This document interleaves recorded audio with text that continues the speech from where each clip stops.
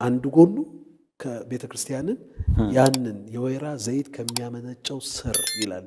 የወይራ ዘይት ከሚያመነጨው ይላል ሮሜ ላይ እዛ ላይ ተከላችሁት ይላልና አየ ፓወር ኮኔክሽን ማለት ነው። ያ እንዳይኖር ቤተ ክርስቲያንን በአይሁድ ጥላቻ ሞልቶ በህዝቡ ጥላቻ እሷ ሆና ሳለ ጠባቂ፣ እሷ ሆና ሳለ ማላጅ፣ እሷ ሆና ሳለ ወደ ክርስቶስ እነሱን ማምጣት ያለባት፣ እሷ ሆና ሳለ ህዝቧን ምድሪቷን ማደራጀት፣ መርዳት፣ መደገፍ ያለባት ሆና ሳለ ከዋና አጋሯ እንድትለያይ እሷም እንድታጣ እነሱም ማላጅ እንዲያጡ የሚያደርግበት አጀንዳው አለ። ከዛ ባለፈ ሂደዝን ነው እግዚአብሔር የሚሰራበትን መንገድ። ስለዚህ የእግዚአብሔርን ጥበብ ስለማያውቀው አጀንዳውን ግን ለማስተጓጎል በቃ ባይኖሩለት ከጠፉ እኮ ያሰበውን ነገር አይፈጽምም አይነት ነገር ነው ሀሳቡ የነበረው። በዛ መካከል ያን የደም ግብር እያወጣ ይኖራልና እንዳልከው መንፈሳዊ ነገር ነው ጉዳዩ፣ መንፈሳዊ ነገር ነው። እኛም ደግሞ እንደ ቤተ ክርስቲያን እኛ ነው አሁን እኮ ዝም ብሎ አይደለም፣ የሰው ምርጫ አይደለም፣ የህዝብ ምርጫ አይደለም፣ የሀገር ምርጫ እኮ አይደለም፣ አደራ ነው። ሐዋርያው ጳውሎስ እኮ አደራ ነው ያለው፣ አደራ ነው የሚናገረው እዛ መጽሐፍ። እንጸልይ፣ እኛ በፍቅር እነዚህን ሰዎች እንያዝ፣ ወንጌልን ለነሱ እናደርስ፣ እንማልድላቸው። ለዓለም ሁሉ ሄደን ወንጌል እንድንሰብክ ማንዴት ተሰጥቶናል። ከእስራኤል ጋር ያለን ኮኔክሽን ደግሞ ሌላ ፕሮፌቲክ ዳይሜንሽን እንዳለው እናስተውል። ከእኛ ጋርም ያለው ኮኔክሽን እንደገና ለነሱም ይህ ነው የእግዚአብሔር ያልተፈጸመ አጀንዳ ለሚለው ነገር ነው። ጥላቻን ከቤተ ክርስቲያን እናውጣ። በተለያየ ተገቢና ተጨባጭ በሚመስል ምክንያት የጸረ ሰማዊነት ሰለባ አንሁን።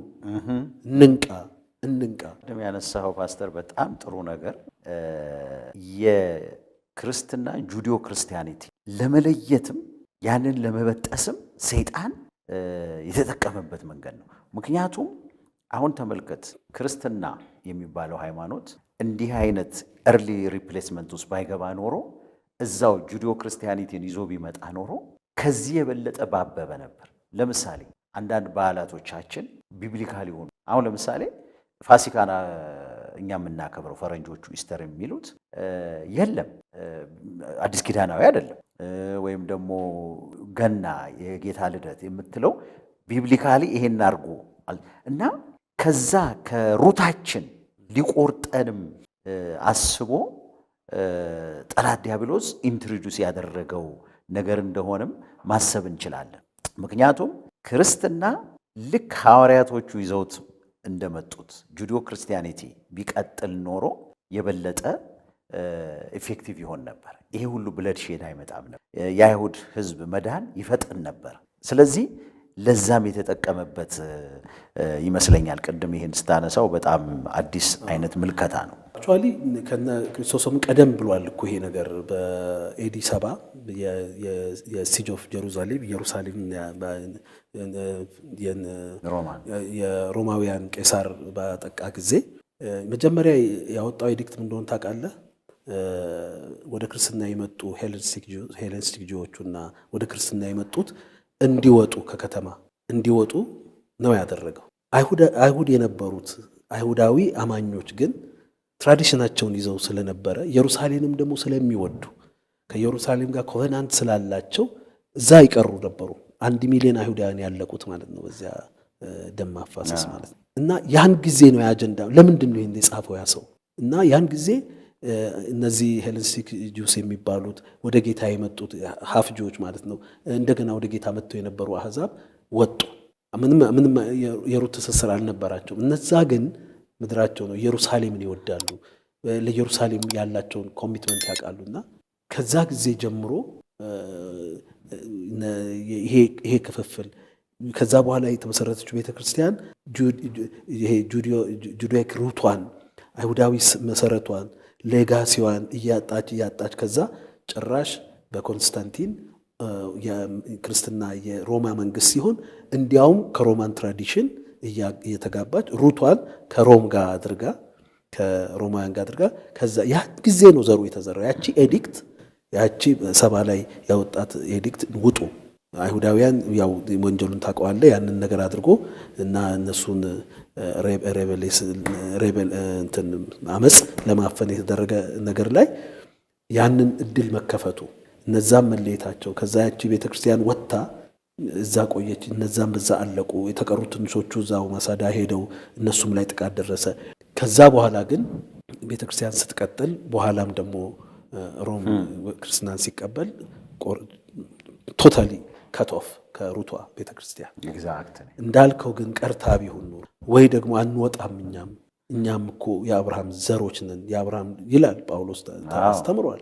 ያን ነገር እንትን ቢል ኖሮ እዛው ቢሆን ኖሮ ሜይቢ ዛሬ እንዳልከው ቤተክርስቲያን ጂኦሽ ሩቷን ሳትጥል አዲስ ኪዳናዊ አቋሟንና አስተምሯን ይዛ ምናያት የቤተክርስቲያን ከለርና የቤተክርስቲያን ፕራክቲስ ምናልባት ብዙ ነገርም ተጋብቶብን ዛሬ በሽታ የሆነብን ማዕት ምድራዊ ኤግዛክትሊ የኤርሊ ሲንክሪሲዝም ልትለው እኮ ትችላለህ። ለምን አየ ጠላት በጣም በጣም ክፉ ስለሆነ ያንን ነቅሎ የአረማዊውን ካልቸር ሚክስ አደረገው አምጥቶ እና ያ ደግሞ የእግዚአብሔርን ብለሲንግ ቤተክርስቲያንም በቤተክርስቲያን አማካኝነት የአዳም ዘር እንዳይቋደስ አደረገው። ሌሴ አሁን ጁዶ ክርስቲያኒቲን ተከትለን ቢሆን ኖሮ እኛ ወደ መንፈሳዊ አብርሃም ዘር የተቀላቀል ነው፣ ከአሕዛብ የተጠራ ነው። ፕራክቲስ የምናደርጋቸው ባህላቶቻችን ከእግዚአብሔር የሆኑት እስከ ዛሬ ድረስ አይሁዶች የሚከተሏቸውን ብናደርግ አትጠራጠር፣ እያንዳንዱን ኔሽን እግዚአብሔር ይባርከዋል። ከዛ ሁሉ ነው ያስቀረን። ብላይንድሊ ሰዎች እንዲጠላሉ የእግዚአብሔርን የበረከት መንገድ እንዳናይ ተጠቅሞበታል ሰይጣን። ስለዚህ አሁንም የኛ ሙግት አንዱ ምንድነው? ወደዛ እንዳንመለስ ይልቁኑ ዌስት የሆነውን ሪዲምድ አድርገን የእግዚአብሔር በረከት ተካፋዮችን። አንዳንድ ጊዜ አሁን አንዳንድ የምዕራብ ሀገር ቸርቾች እዚህ ሀገርም ጥቂት ቤተክርስቲያኖች አውቃለሁ የአይሁድን እንትን አማኞች ናቸው ያከብራሉ። አምሹር የገባቸው ነገር ስላለ እንጂ እንደው ዝም ብሎ በቃ ይሄን ነገር እስቲ እንደው እናርገው በሚል አይመስለኝም። በዛ ምትክ ግን ብዙ የአረማዊ ካልቸር ውስጣችን ተቀላቅሎ ቀጥለናልና የእግዚአብሔርን በረከት በሙላት እንዳናገኝ ያደረገን ይመስለኛል። አንዱ ይሄ ነው እና እንግዲህ ዮሐንስ አፈወርቅን አንስተናል። እሱ እንግዲህ በአራተኛው መቶ ክፍለ ዘመን ነበረ። ጸረ ሰማያዊነቱ እየቀጠለ መጣ። አሁንም መንፈሳዊ ይዘት ያለው መሆኑን የሚያሳየ አለመቆሙ ነው። ፖለቲካል ቢሆን ኖሮ አንድ ቦታ እኮ ያቆማል አይደለም። አሁን ኔሽን ፎርም ሲደረግ የሆነ አንድ ኃይል ያሸንፍና አዲስ አይነት ነገር ይመጣል። በቃ ጦርነቱ ያልቃል። ይሄ በዓለም የሆነ ነገር ነው፣ በአውሮፓም ቢሆን በአፍሪካ። በአይሁድ ሕዝብ ላይ ግን እየደረሰ ያለው ነገር እስከ ዛሬ አልቆመም። ከእስራኤል ከምድራቸው ከእስራኤል ከይሁዳ ከኢየሩሳሌም እንኳን ተነቅለው ስፒሪቱ ይከተላቸዋል። የትኛው ሕዝብ ነው እስቲ አሁን አስበው። በቃ እኔ ሌሴ አሁን ኦልሞስት ሚኒመም እንደው 1 ሚሊዮን ኢትዮጵያዊ ይኖራል እንበል ኖርዝ አሜሪካ። እዛ በኢትዮጵያዊነቱ ተከትሎ ሀርም የሚያደርገው አልሰማው። እሱን ቶ ኢትዮጵያ እንግዲህ ከአሜሪካ ኢንትረስት ጋር ባለው ነገር ግን በአሜሪካ ናሽናል ኢንትረስት ሴኩሪቲ ላይ ስጋት የሚፈጥሩ ህዝቦች በስደት ገብተዋል። አፍጋኒስታን፣ ሶሪያውያን፣ ኢራናውያን አሉ እኮ እንግዲህ በአሜሪካ ናሽናል ኢንትረስት ሴኩሪቲ ላይ ስጋት የሚፈጥር ነውና እነሱ እንኳን እንደዚህ አሜሪካ ኒውዮርክ ውስጥ አይሁዳውያን የሚደርስባቸውን ስደት ያክል ኒውዮርክ ያሉ ዋሽንግተን ዲሲ ያሉ ኢራናውያን አይደርስባቸውም። ዋይ አሁን ምን አይነት ሌጂስሌቲቭ ሪዝን ትሰጣለህ? መንፈሳዊ ነገር ካልሆነ በስተቀር። ኤግዛክትሊ እሱን እኮ ነው የምልህ። አሁን አንዳንዱን እስቲ እናንሳው። ከአይሁድ ህዝብ በስተቀረ በክርስቲያንም በሌላው ሃይማኖት ተከታይም እንዲህ አይነት ነገር ደርሶበታል ብለን ብንጠይቅ አልደረሰም። ለምሳሌ በመካከለኛው ዘመን ለአይሁዶች የሚቀርብላቸው ምርጫዎች ነበሩ። አንደኛ መጠመቅ ወይም ከሀገር መባረር፣ ሁለተኛ መጠመቅ ወይም ስቃይ መቀበል፣ ሶስተኛ መገደል። እኔ እንግዲህ ኤንሸንት አንዳንድ ታሪክንም ስታይ ማክሲመም የአርመናውያን ጀኖሳይድ አሁን 100 ምናምን ዓመቱ ነው አይደለም፣ ኦቶማኖች ካሳደዷቸው በኋላ አይ ዶንት ቲንክ ሶ ኢትዮጵያ መጥተው የነበሩትን እንትን አላረጓቸው፣ እየተከታተሉ ሀንት አላረጓቸው ወይም ደግሞ ሌላ ቦታ ሄዱትን። በአይሁድ ህዝብ ላይ ግን መንፈሳዊ ባይሆን ይሄ ነገር ለምን ደረሰ? የትኛው ህዝብ ነው እንደ ህዝብ እየተገደደ ተጠመቅ የተባለው ወይም ደግሞ ሃይማኖትን ካልቀየርክ የተባለው? ይሄ ዛሬ ዲስከስ የምናደርገው ጸረ ሰማዊነት መንፈሳዊ ይዘት እንዳለው አያሳይም። በትክክል በጣም በትክክል ምን አንድ ወጥ ምክንያትም አታገኝለትም። በአክቹዋሊ ከሀገር የስፓኒሽ ኢንኩዚሽን የራሽያ ውስጥ የነበሩት ነገሮች ሌሎች አካባቢ የተደረጉት ኢቭን ኢንግላንድ ይሄ ብለድ ሊበል የሚባለው የህፃን ልጅ ዊሊያም ሞተ ተብሎ እነሱ ናቸው ለፋሲካ ደግሞ እና ክርስቲያን እንትኖችን ያርዳሉ። ይሄ አሁን የደም ክስ እነሱ ናቸው ለፋሲካ የክርስቲያን ደም ያርዳሉ የሌለ ምንም ጭብጥ የሌለው በኋላ እንዲያውም በአጠቃላይ ስህተት እንደሆነ የተረጋግጥ ግን የብዙ አይሁዳን ደም የፈሰሰበት ምክንያቱን ማታውቀውም። ለምንድን ነው ተጠመቁ አንድ ቦታ ይመጣል፣ አንድ ቦታ ደግሞ ይሄ ነገር ይነሳል፣ ሌላ ቦታ ደግሞ ከተለያየ ነገር አንጻር ይነሳል። ይሄ ሁሉ ነገር ለምንድን ነው ይሄን ህዝብ የሚከታተለው? ስጋት አለው ሰይጣን። ምክንያቱም ያላለቀ አጀንዳ ስላለ ስጋት አለው።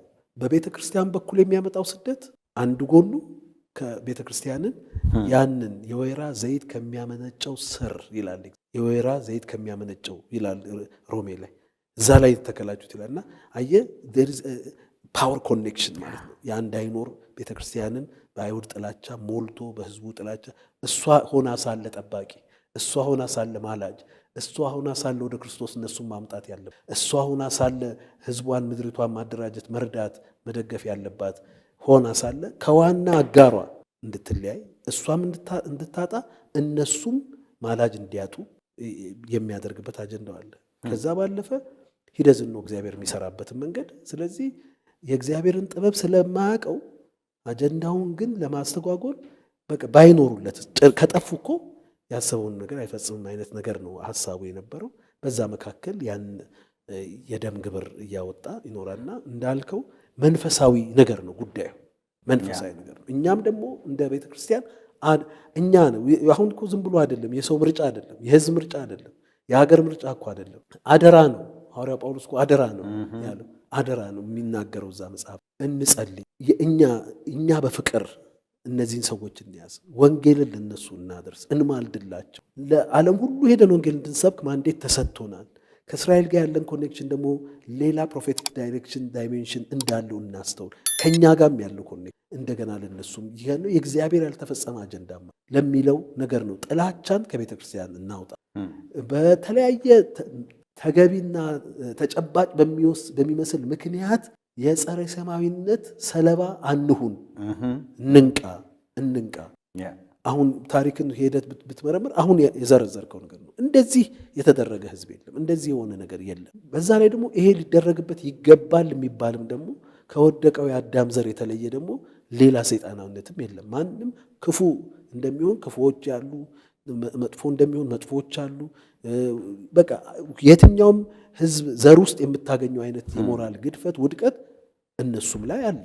ያ ራሱ ኤክስክሉሲቭሊ ተይዞ ማመካኛ የሚሆን አይደለም። there is a spiritual agenda with the seed of Abraham ከአብርሃም ዘር ጋር ከእስራኤል ምድር ጋር መንፈሳዊ አጀንዳ እንዳለ የተረዳው ጠላት በውስን ጥበቡ የእግዚአብሔር ስትራቴጂ ስለማያውቅ እዛ ሲርመጠመጥ እኮ ነው ከቤተልሔም ኢየሱስ የተወለደው።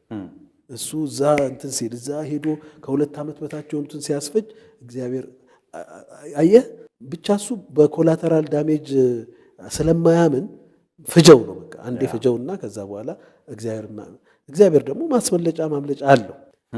እሱ ግን በዛ መካከል ያው ደግሞ የሞት መንፈስ ሊያርድ ሊያጠፋ የሚመጣም ስለሆነ ሞትም ለሱ ለራሱ ደስታው ነው፣ ደም ማፍሰስ ስላልሆነ ከዛ በላይ ግን ትልቁን የእግዚአብሔር አጀንዳ ለመቃወም ነው።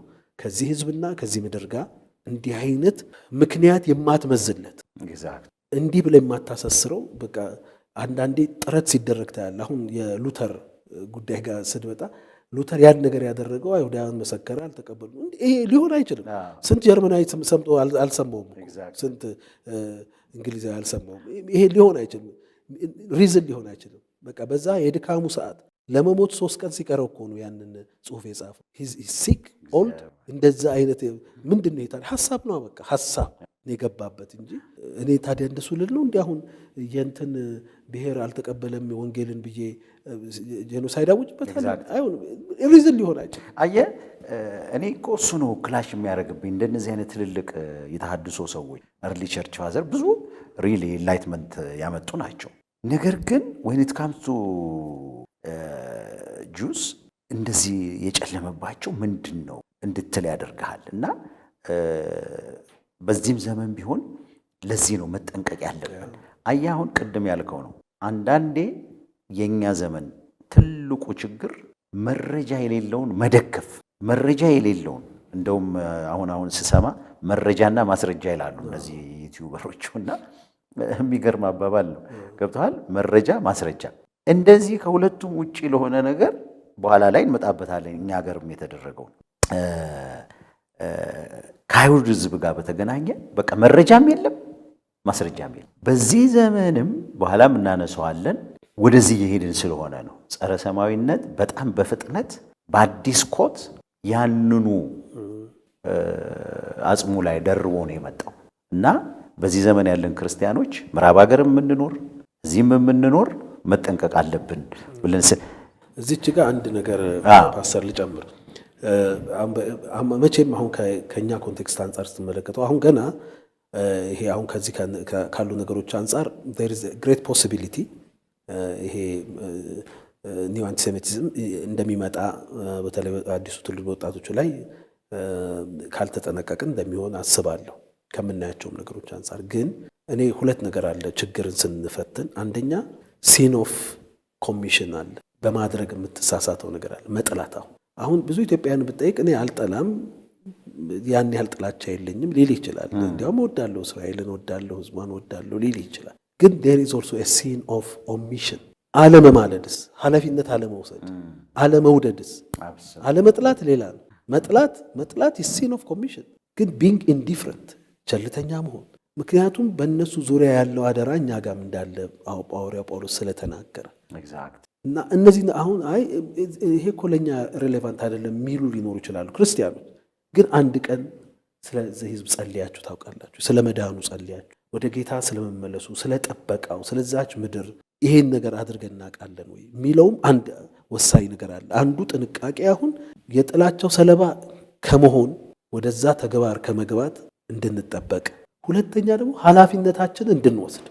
ሲል በኮሚሽን ብቻ ሳይሆን በኦሚሽንም አለማድረግም የጌታውን ፈቃድ አውቆ ያላደረገው እጥፍ ሊገረፍ ይገባዋል ይላል። ዳት ኢዝ ሲን ኦፍ ኦሚሽን። የምናሳውቀው በቃ እንማልድ፣ ቤተክርስቲያን ስለ አይሁድ ስለ እስራኤል ህዝብ ትማል፣ ስለ ኢየሩሳሌም ትጸልይ፣ እነሱ ወደ ጌታ እንዲመጡ፣ ጉብኝታቸው እንዲፈጥን፣ ሰላም እንዲሆኑ፣ ዙሪያቸውን ሰላም እንዲያደርጉ፣ እንደተነገረላቸው ለዙሪያቸው ህዝብ በረከት እንዲሆኑ የሚለውን ነገር ውስጥም እንድንገባ ለማሳሰብ ያክል።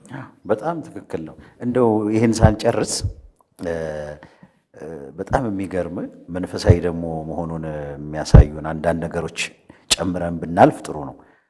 ታውቃለህ ህጎች ይወጡ ነበር፣ ለአይሁድ ህዝብ ብቻ የተለየ ህጎች ይወጡ ነበር። አንዱ አይሁድ ሀብት እንዳያፈራ ነው በአውሮፓ ሲሆን የነበረው። እዚህም ሀገር ሆኗል። ታውቃለህ ኢትዮጵያ ውስጥ ቤተ እስራኤላዊ ፈላሻ ድሮ የሚባሉ በመሬት ላራሹ ጊዜ ነው ከ500 ዓመት በኋላ መሬት ያገኙ ይባላል። እና እሱም በራሱ ስለምናነሳው ግን ሀብት እንዳያፈራ በአዋጅ የተከለከለ ማህበረሰብ ነው በአውሮፓ። ሌላው በጣም የሚዘገንን ቅድም ያነሳ ነው፣ ተገደው ክርስትናን ይቀበላሉ። ተገደው ክርስትናን ከተቀበሉ በኋላ በየጊዜው እየተሰበሰቡ አይሁድነታቸውን እንዲረግሙ እንደ ዝማሬ እንዲዘምሩ ይደረጋል። ፓርቲኩላርሊ ደግሞ በፋሲጋ ክብረ በዓል ማለቂያ ላይ አይሁዶች ተሰብስበው ልክ የበዓሉ ማሳረጊያ ልንለው እንችላለን ይወገሩ ነበር። ሌላ ጥፋት የለም። ምንድነው የነዚህ ሰዎች ጥፋት ብትል አይሁድ መሆናቸው፣ ሌላ ምንም። አሁን እንደ ዘመኑ ክስ፣ አሁን የዚህኛው የሰሞኑ ክስ አፓርታይድ ምናምን የሚሉት ነገር አለ አይደለም? እሱን እንኳን እንዳትል እንደ ሰዎች አገር የላቸው፣ አቅምም የላቸው አገር። ምን ብለህ ነው አለስ ዲስ ኢዝ ዲመን። አንተ ስደተኛ ሆነ እንደውም ስደተኛውን አስጠጋው ነው አንተ ሀገር የመጣውን ሰው እንደዚህ የምታሰቃይ። ያሁን ደግሞ ክርስቲያን ነኝ እያለ ክርስቲያን የእነሱን አባቶች ስም እየተጠቀሙ የኛ ሀገሩማ ይገርማል። አንዳንዶቹ ንጉሶች ናዖድ፣ ይስሐቅ ምናምን ነው ስማቸው፣ ግን ሊትራሊ አዋጅ አውጥተው በዛ ዘመን የነበሩ አይሁዶችን እንትን አልቀው እና ይሄ መንፈሳዊ ካልሆነ ምን ሊሆን ይችላል? እንደነዚህ አይነት ነገሮችን አንስተን ብንነጋገር የሚያስገርም ዛሬ የዓለምን ሀብት ይዘዋል ምናምን ተብሎ ይከሰሳሉ። እነዚህ ሰዎች ሀብታም የሆኑት ግን እንዴት ነው ተብሎ አይጠየቅም። አሁን እዚህ ከተማ ነው እኛ ተወልደን ያደግነው። እኔ ልጅ ሆኜ እኛ ሰፈር አካባቢ ከገጠር ሰዎች መጥተው እኛ ቁጭ ብለን ወሬ ስናወራ እነሱ ዝቅ ያለ ስራ ሰርተው ከኛ የተሻለ ኢንካም ሲኖራቸው አይተን፣ አሁን እኛ አዲስ አበባ ስለተወለድን ብለን እነዚህ ሰዎች ማሳደድ አለስ እንትኖች ካልሆነን በስተቀር ኢትስ ዘ ሴም ቲንግ። ኢንግላንድ ጥሩ ምሳሌ የሚሆነን ትልቅ ዲፓርትመንቶች፣ አሁን ለምሳሌ ሃረድስን ካየኸው ሃረድስ ዛሬ አሁን እንኳን የኤሚሬትስ ነው አንደኛው ገዝተውታል። ተላስ ሜቢ የጀመረው በሱቅ በደረቴነት የዛሬ መቶ ምናምን ዓመት በሱቅ በደረቴነት ጀምሮ እዛች ጋር እያደገ ሲመጣ አስፋፋው። ይሄ ሰው እየሰርቶ ከተባረከ ካልሰረቀ ሀብታም ሆነሃል ተብሎ ለምንድን ነው ገብተዋል? ክሬቲቭ ነገር አምጥተህ የአንድን ማህበረሰብ ችግር ስላልቀለልክ ለምንድን ነው የምትከሰሰው? አለስ ታክስ አልከፍልም ካለ የባንክ ሲስተም ባልነበረበት ጊዜ ባንክ ዘርግተ ህዝብ ሁሉ ከአውሮፓ ሲሰደድ እነሱም ተሰደዱ ችሎታቸውን ተጠቅሞ እና ልኩን ባናሳጣው ጥሩ ይመስለኛል። ለምን አንዳንዱ ክስ አሁንም ስላለ ነው እና አሁን ያለው ይሄ በአይሁድ ላይ ያለው ክስ ከሀብት ጋር በተገናኘ ምናምን የምንከሳቸው ሰዎች እንዴት አገኙት ማለት አይቻልም።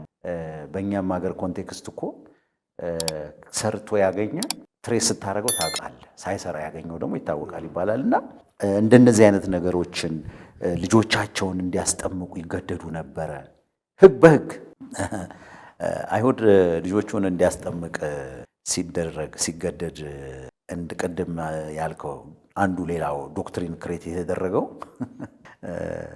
ልጆቻቸውን ከገሃነመ እሳት ለማስመለጥ ነው። እንዴት ታየዋለህ? እንደው እዚህ ላይ ጨምርና መካከለኛው ዘመን የወጡ ትምህርቶች፣ ጽሁፎች እነዚህ ከእምነት አባቶች ከቤተክርስቲያን አባቶች ከምንላቸው ራሱ ኪል ዘ ጁስ ቱ ሴቭ ዘር ሶልስ፣ ነፍሱን እንዲድን አይሁድን ግደለው ነው። በመግደል ነው የምታድነው ነፍሱን እስኪባል ድረስ ተጠምቆ ከገሃነም ማስመለጥን ተውና ይሄ ሁሉ አለ እኮ ገድለው ነው የምታድን። አንተ ከራራህለት ነፍሱ እንዲድን በዚህ በምድር ዋጋውን ያገኝ፣ በቃ አስከፍለው እዚህ ግደለውና እዛ እንዳይወነጀል ማለት ነው በክርስቶስ ገዳይነት የሚባል ደረጃ ደርሷል። እነዚህ ሁሉ ነገሮች አሁን እንዳልከው አይሁዳውያን በኢኮኖሚ ማለት ኢኮኖሚክ ኤክሰለንስ እና ኢኮኖሚክ ኢንጀስቲስ መለየት አለበት። በኢኮኖሚክ ኢንጀስቲስ ከሆነ ግልጽ ነው። በኢኮኖሚክ ኤክሰለንስ ግን እነሱ ራሳቸው አንድ አይሁዳዊ ትልቅ ባለሀብት ምን አለ፣ ያን ያህልም እግዚአብሔርን የሚያመልክም ኦርቶዶክስ ጆም አይደለም፣ ግን በጣም ኤክሰለንት ነው። ቢዝነስ ኤክሰለንስ አለው። አንዳንድ ነገሩን አለ እሱ ራሱ አንዳንድ ነገሩ ማስባቸውን ነገሮች ሲመጣልኝ ማስባቸው ነገሮች የምሰራበት መንገድ ሳቅና ስሰራ በጣም ይገርመኛል አለ እና በዚህ ፊልድ እና ብዙ የሄዱ ሰዎችን በብዙ ፍጥነት ቀድሜያቸው ሄጄ ሰክሲድ ሳረግ ይገርምኝና አንዳንድ ጊዜ የአባታችንና አብርሃም የባረከው በረከት እውነት ይሆን እንዴ እያልኩ ሁሉ ጠረጥራለዋል። ሂዝ ቬሪ ሴኩላር፣ ግን ዲቫይን ተቹን ገብቶታል። እሱ ማለት ከሱ ካፓሲቲ በሆነ ሁኔታ በላይ እንደሆነ እና እንዲያውም እኮ እነዚህ አይነት ነገሮች ቅድም እንዳልኩ ቆም ብሎ ቢጠየቅ ያን ኪዳን ማሰብ ለቤተ ክርስቲያንም እኛም እኮ የአብርሃም ኪዳን፣ ምክንያቱም እነሱም ብዙ ፕራውሳቸው ብዙ ኤክሰለንሳቸው ከፐርሰናል ከግላዊ አቅም የተመጨም እንዳልሆነ እኮ የሚጠረጠር ብዙ ነገር አለ። አንዳንድ አቺቭመንታቸውን ስትመለከት አንዳንድ ነገሮቻቸው እግዚአብሔር ምን ያህል ለኪዳን ታማኝ እንደሆነ የሚጠቁሙ ነገር አንዳንዴ እሱን እንኳን እንትን እያሉት እሱን እንኳን በቅጡ ሳይዙት እየቀሩ እግዚአብሔር ግን ኪዳኑን ሁሌ ይጠብቃል። ይበትናቸዋል በቅጣት ያው ቅጣቱን አስቀምጧል። እንትን ካላላችሁ በትናቸዋለሁ ነው ይበትናቸዋል። በሄዱበት ግን ደግሞ እንትን አላጋቸዋለሁ አላለም። እዛም እንደሚከናወንላቸው ኪዳን ነው ያለው ለአብርሃም የማለውን ነገር ስለማይጥልና ኤኒዌይ የጸረ ሰማዊነትን ለጸረ ሰማዊነት በታሪክ ላይ የናቸው ጸረ ሰማዊነት ተጨባጭ የሆነ አመክንዮ መፍጠር አይቻልም። መደምደሚያው ምንድን ነው? አጋንንታዊ ነው። ምንም ይሄ ነው። አሁን ሂትለር ከኢኮኖሚ ሳቦታጅ አንጻር አይሁዶችን ከሰው ማመካኛ ያደረጉት እንጂ ኦነስትሊ ስፒኪንግ እንደዛ አልነበረ።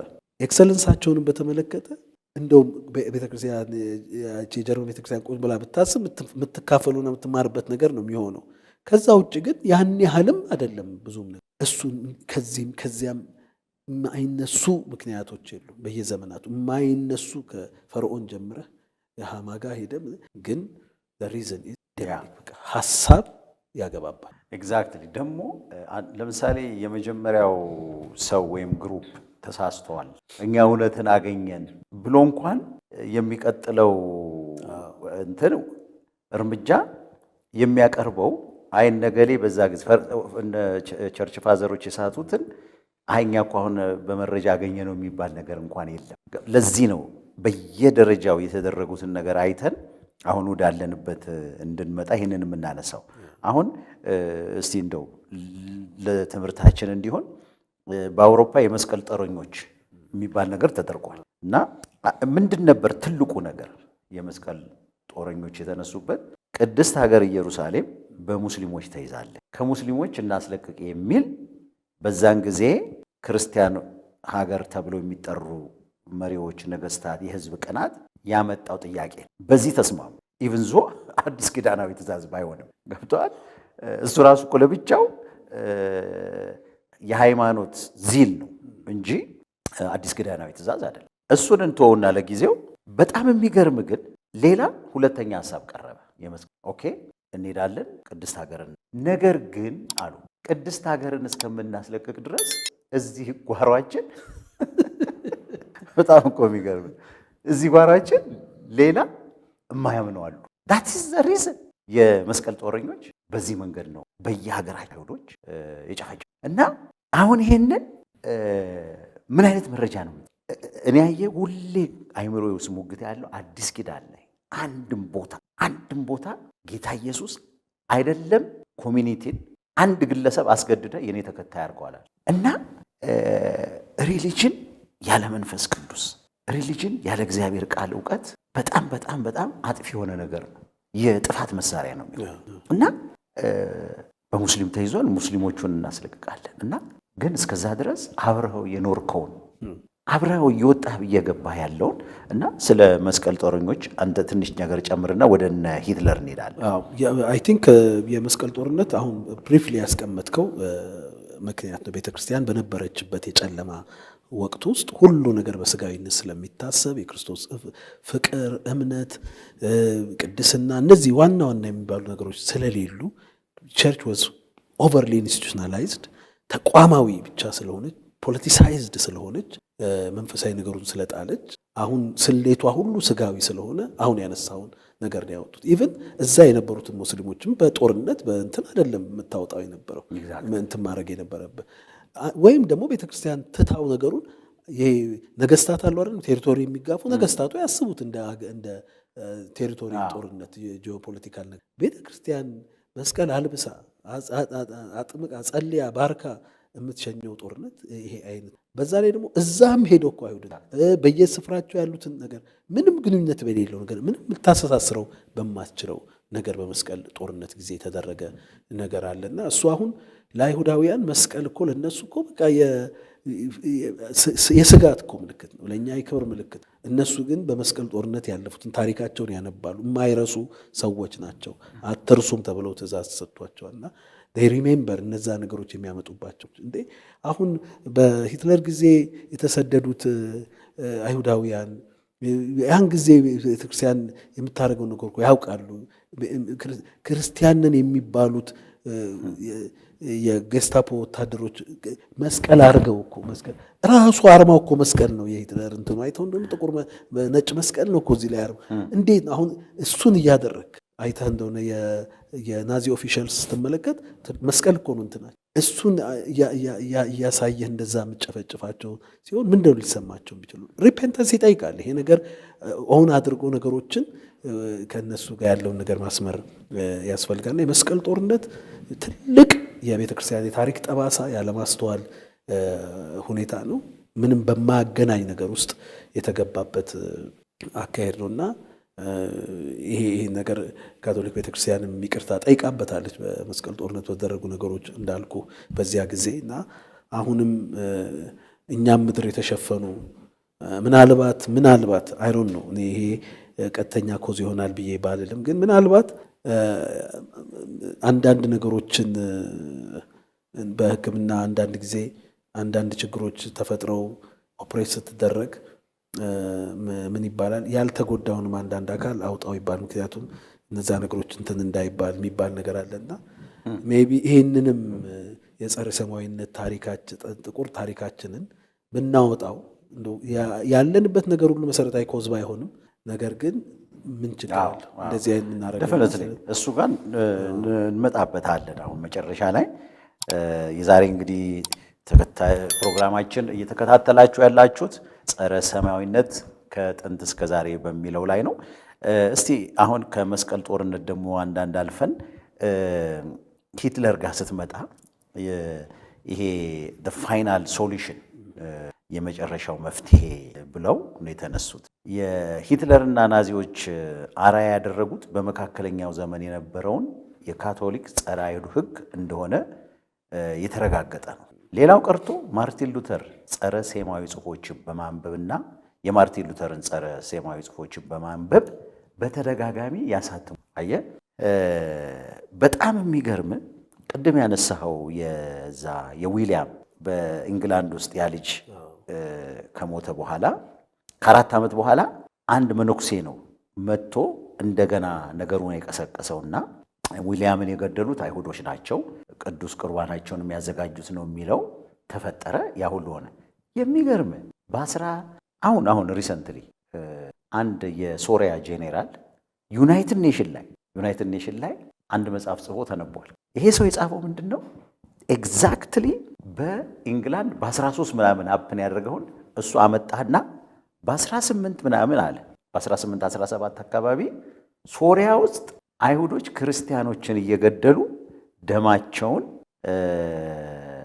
ለስርዓታቸው መጠቀሚያ ያደርጉ እንደነበረ መረጃ አለን ብሎ ጄኔራል ምናምን የሚባል ሰውዬ ጻፈ። አንድ ሴት ያንን ወስዳ በየትኛው ዓመተ ምህረት እንደሆነ ዘነጋሁት፣ ዩናይትድ ኔሽን ላይ የሱን የጄኔራሉን መጽሐፍ አንብባ እዛ ለነበረው የሀገር ተወካይ ያንን መጽሐፍ እንዲያነብ ኢንከሬጅ ያደረገቻል። ተመልከት ውሸት እንዴት እንደሚካባ እንግዲህ ከ13 እስከ 18 ኦልሞስት 500 ዓመት አለ። ኤግዛክትሊ ያኛው ኢንግላንድ ነው ተባለ፣ ይሄኛው ሶሪያ ነው ያለ። የሚያስገርምህ ግን አሁንም በጣም በትልቅ አክብሮት መናገር ያለብን በዩናይትድ ኔሽን የሚደረጉ አንዳንድ ነገሮች ራሳቸው መንፈሳዊ ይዘት ነው ያለ። ሃው ኦን እርዝ ይሄ መጽሐፍ እዛ ፕሬዘንት ተደርጎ እንዲነበብ ተደረገ። እንደምታውቀው ነው ዩናይትድ ኔሽን በእስራኤል ላይ ያለው አቋም ሁልጊዜ ሌላኛው እንደው ለኔ ሌላኛው የጸረ ሰማያዊ መድረክም ልለው ይችላል። ስለዚህ ሂትለርን ለዛ ያበቃው በሂትለር በራሱ ልቦና ውስጥ የመጣ አይዲዮሎጂ ብቻ አይደለም። የተበደራቸው ጎትቶ ያመጣቸው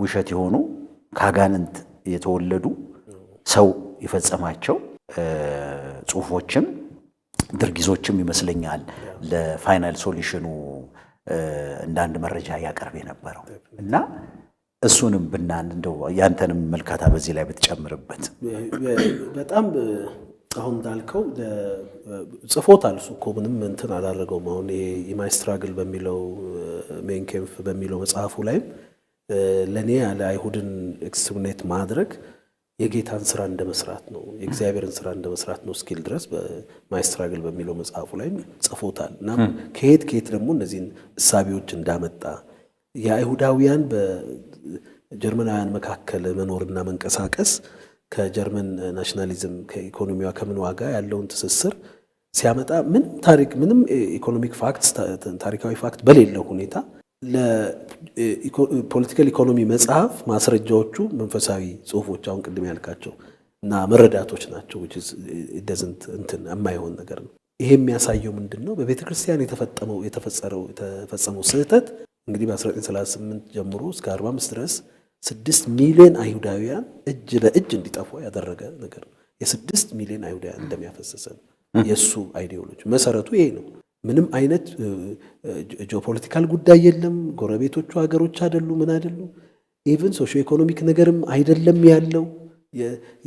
የጀርመን ውድቀት ከምን እንደመጣ ይታወቃል። ኢኮኖሚ ውድቀቷ ከየት እንደመጣ የመጀመሪያው ዓለም ጦርነት ላይ የመጣባት ሳንክሽኖች ያደረጓት ይታወቃል። ምንም በዛ ላይ ደግሞ ትልቅ ስጋት የነበረው በዚያ በ1919 የተነሳው የሶሻሊዝም ኮሙኒዝም ነበር ስጋቷ። የተነሱትም እኮ አንታይ ሶሻሊዝም ሆነው ነው ናሽናሊዝም ብለው የተነሱት። በምን ሂሳብ አይሁድ ጋር እንደደረሱም እኮ አይታወቅም። ስፒሪቹዋል ነው ይሄንን እንጂ እነሱ የመጀመሪያው የመጀመሪያ ጦርነት ላይ በሽንፈቷ የመጣባት ሳንክሽን ያመጣባት ኢኮኖሚ ውድቀት አለ። በጣም ደቃ ነበር። ከዛ በኋላ ደግሞ ቀጣይ ነገሯም ብሩህ እንዳይሆን የራሽያ ሶሻሊዝም አይኑን አፍትቶ መጥቷል። እነዚህ ነገሮች ናቸው ጀርመን ናሽናሊዝምን ናዚዝምን ያስነሱት የነበረው። ግን በዛ መድረክ ላይ ወጥቶ የቱ ጋር አጀንዳው ዋና ሆኖ ለፋይናል ሶሉሽን ጀርመን ኤክስትሪሚቲ ከየት መጣ? ከዲያብሎስ። በምን መድረክ መጣ? በቤተ ክርስቲያን አባቶች ስህተት በተፈጠሩ ነገሮች እና በተሰራጩ አስተሳሰቦች ማህበረሰቡን ማሸነፍ ነበረበት። ኤግዛክት። ስለዚህ ይሄ አሁን ታሪክ እንትን የሚለው ትልቁ 6 ሚሊዮን አይሁዳውያን በማጎሪያ ስፍራ እንደ ሳሙና ሲሰራባቸው በጋስ ሲያልቁ ህፃናቶቹ እንደዛ አጥንታቸው የራስጌ መብራት እስኪሆን ድረስ እንደዚህ ያደረገበት ግፍ የተደረገበት መነሻው ሶሺዮ ኢኮኖሚክ አይደለም፣ ጂኦፖለቲካል አይደለም፣ መንፈሳዊ ነው። ምክንያቱም የእውነት የጁስ አጀንዳ አክቹዋሊ ባይ ዘ ዌይ የሂትለር የመስፋፋት አጀንዳ የተሰነካከለው የዚህ አጀንዳ ተደራቢነት ነው እንጂ ጂኦፖለቲካል ሆኖ ቢሆን ኖሮ ምናልባት እስከ ዛሬም አውሮፓን ሊመሩ ይችሉ ነበር። ያሁሉ ምክንያቱም ጠላት አጋጣሚ ነው የሚፈልገው። የሂትለርን ዲስፖዚሽን ስለሚያውቅ ያቺን አይዲያ በሆነ መልኩ ከተተበት።